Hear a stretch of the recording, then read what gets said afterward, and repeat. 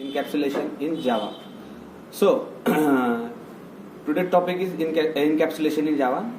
Encapsulation is one of the four fundamental object-oriented program concept. The other three are inheritance, polymorphism, and abstraction. Encapsulation in Java is a mechanism of wrapping the data and code acting on the data together as a single unit.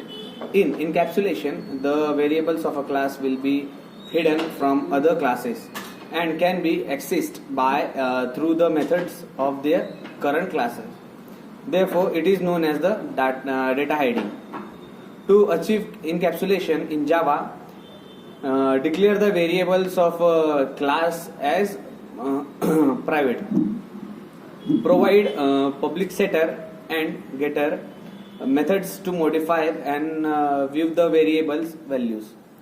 Benefits of the encapsulation: the fields of a class can be made read only or write only.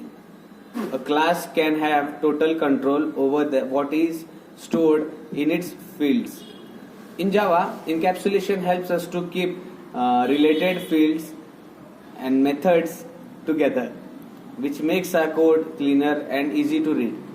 It helps to decouple components of a system. For example, we can use encapsulate code into multiple bundles. These decoupled components can be developed, tested, and debugged independently and concurrently. And any changes in a particular component do have not have any effect on other components.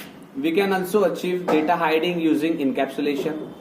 In the above example, if we change the length and the breadth variable into private, then the access to these fields is restricted and they are kept hidden from outer classes. This is called data hiding. Java constructors or constructors in Java is a terminology used to construct something in our program. A constructor in Java is a special method that is used to initialize objects. The constructor is called when an object of a class is created. It can be used to set initial values for object attributes. In Java, a constructor is a block of codes similar to the method.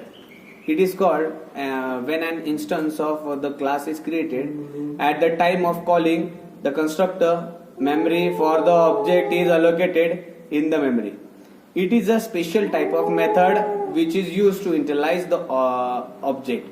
Every time an object is created using the new keyword, at least one constructor is called. Okay, thank you very much.